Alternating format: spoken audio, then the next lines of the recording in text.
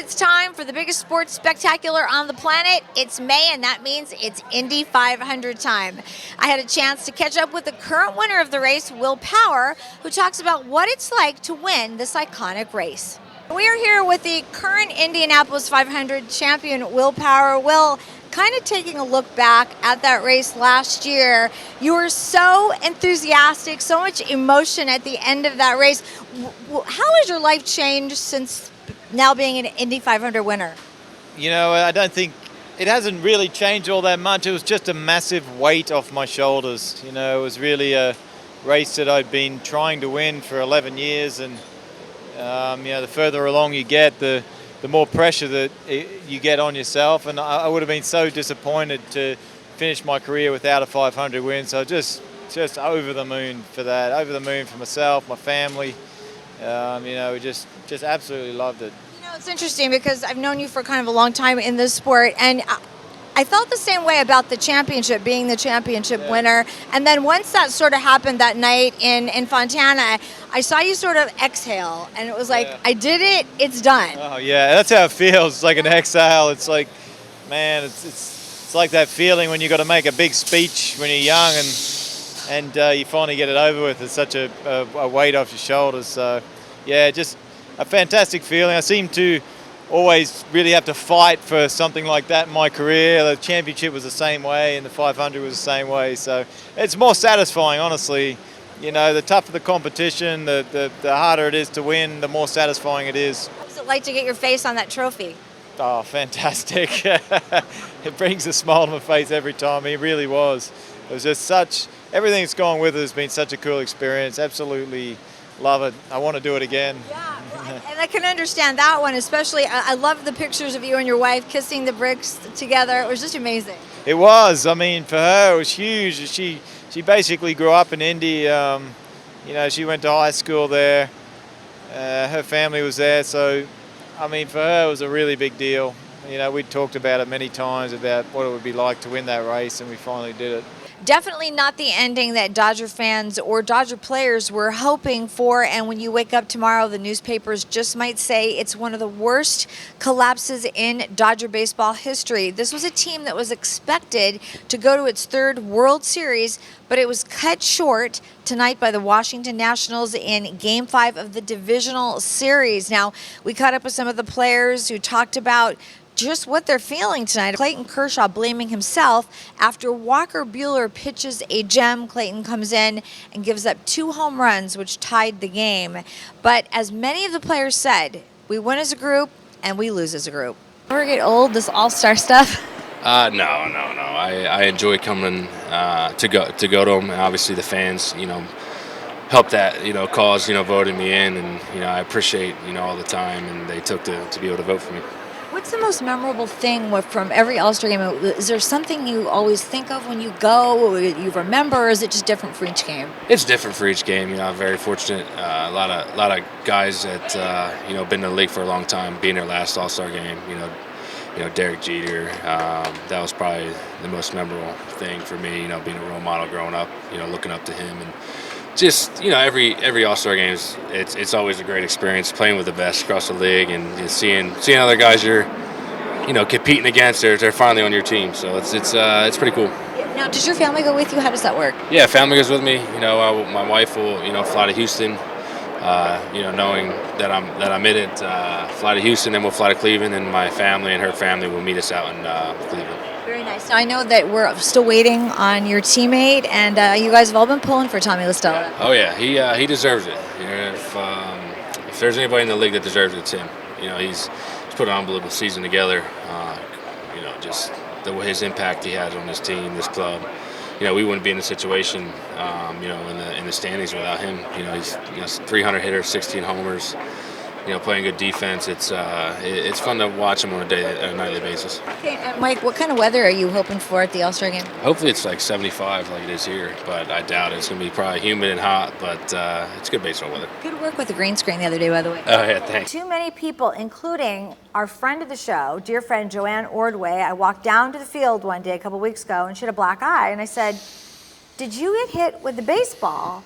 She said, yes, I did. I said, Joe, I have to talk to you on camera about this, and we need to get that netting up. And what do you think her response was? Well, I bet she wanted it autographed.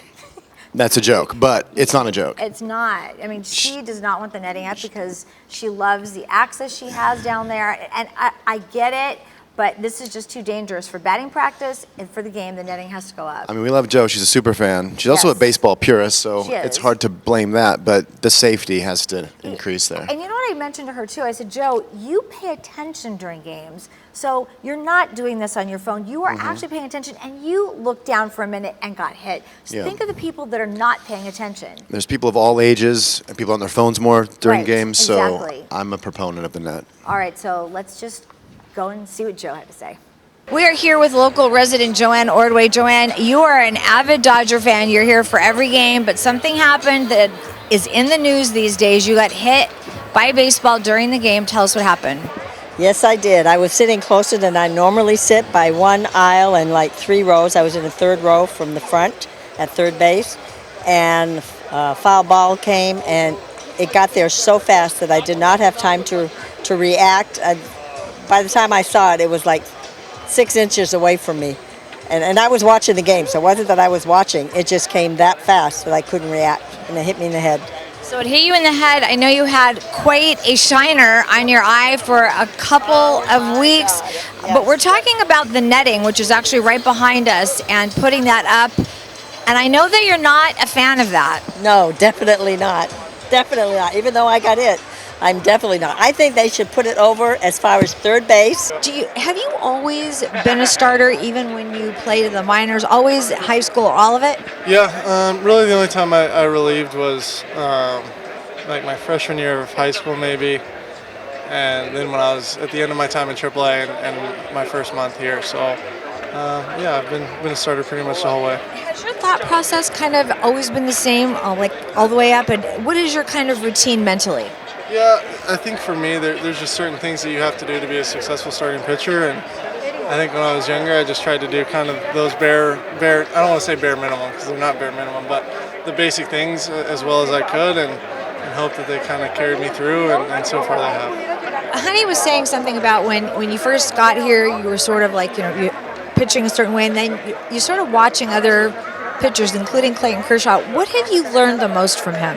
Yeah, I think the biggest difference in my approach, at least, has been the scouting stuff from this year to last year, and kind of trying to take some ownership of that. And I had Kersh teach me kind of what he does and show me how he would do it, and have just kind of gone with it from there. What are the biggest adjustments that you notice? I think for myself, just knowing that kind of stuff and scouting correctly, you at least know what you're doing or think you do, so you're a little bit more convicted, and that can lead to some good things. I think it helps with your first pitch, strike percentage, and things like that for sure. And many of the players wanting to do something to help the victims, so of course the shooting and the fire. So they'll be donating their jerseys today to an online auction. And offensive lineman Andrew Whitworth, he's always very charitable in the community. He will donate his game check today to the fund. And if you would like to help out, you can go online to the Conejo Valley Victims Fund, and you can donate as well. I'm MariaSerrao here at the Coliseum, and we'll catch up with you after the game. Now, James Hinchcliffe also did very well on Dancing with the Stars. He was down to the final 2. So who does he think will be next in the IndyCar circuit? You and Elio did quite well on this show. Who amongst all of your fellow drivers do you think could be next or would be good? Joseph Newgarden. Really? Yes. I think he's got the personality for it. I mean, so much of that show is the personality, and the dance steps come. You'll learn that. We're all athletes. We're all good at hand-eye foot coordination. It's part of what we do. We don't mind working hard and putting the effort in. So I think anyone, that races cars for a living has the fundamentals to learn dance. But enjoying it and being able to make fun of yourself and letting loose on the dance floor, that's the other half of a performance, right? And Joseph seems like the kind of guy that could perform. All right, lastly, some of your IndyCar fellow drivers have taken up dancing recently. So is Charlie Kimball the third IndyCar driver that will dance? Well, I don't know if you can see this, but I've got 2 left feet. So dancing's probably not my thing. You, of course, won Dancing with the Stars. Now, your fellow IndyCar driver, James Hinchcliffe, Came in. He Did a phenomenal job. Oh my God! I'm glad he wasn't in my. We better not have a face-off because I guarantee he's gonna win. I didn't think of that. Oh yeah, trust me. We'll talk about it. Okay. And wow, I knew he would be after 2 runs or 2 dances that he did. I was like, he's gonna be in the final. I told him he's gonna be in the final. Now, if you're gonna win or not, that's gonna be hard because Lori Fernandez was really good. And I'm like, she's your competition. That's it. And like on the final, I'm like, I think he might pull it off. I can't believe it. And all of a sudden he did. I'm like, no. People sometimes, oh, but come on, you want to be the only one to have the MariaSerrao Trophy. I was like, no, I want to pass the baton. I want to that's it. Because every time people come to me and say, you won. I say, yeah, it's great. Show me some days. I'm like, nah, I'm done. Okay, who is the next IndyCar driver that you think would be a great candidate for Dancing with the Stars? Personality-wise, I think my teammate Joseph Newgarden. Everybody says him. Yeah, he has a great personality. Now, I'm not sure if he has a rhythm or not. Yeah, what about the shoes? Does he have the right shoes? That's the problem. Now, I would say, let me see, Marco, no. Marco wouldn't do that. Maybe Hunter Ray. Nah, Hunter Ray, no. Too stiff. You're right. Too tall. Yeah, no. And Graham said no. Or just be interested. Well, I mean, Marco's definitely not the guy, and I can tell you that. You know, Newgarden's a good showman, so I could see him doing it. Connor Daly will do anything. Okay. Ross, he's not really a showman, but he's kind of one of the future, I think, stars and names of this series. So, he'd be a good guy to do it. But look, you never know. You never know what can happen. I mean, obviously, IndyCar guys, for whatever reason, have done pretty darn well on there, and I don't know why that is, but I guess they can move. Look out, Graham Rahal. They might Not me. Not me. Well, here we go. Graham's not going to even try. No, he said no. Why don't we go back? We need to get Newgarden. We need to get Newgarden, Yeah. try to see what happens, and I'll pitch him for the people too. I No think worries. so. This has been so huge for IndyCar. I mean, just amazing. Everybody knows who you guys are now, and you got the ball rolling for that. I'm The mirror ball. I'm glad, literally, and I'm glad James went to all the way because people were able to see in the finals that what an IndyCar is, what he does. I mean, the dangers of the sport as well. So they were able to. It was really good how they told the story about Hinch, and hopefully you're right. Hopefully we keep. And the most important thing, IndyCar drivers can not only drive the car, but they can dance too.